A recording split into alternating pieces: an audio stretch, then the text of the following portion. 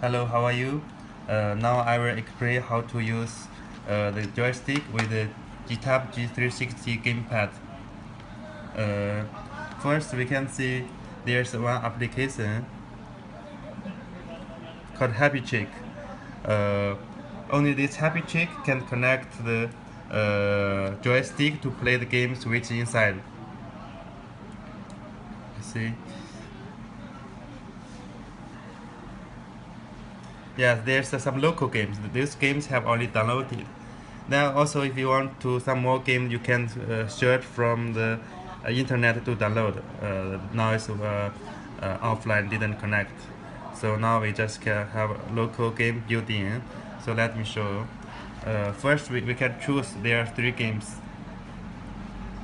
You can choose. Then you can connect the joystick with the tablet with USB port.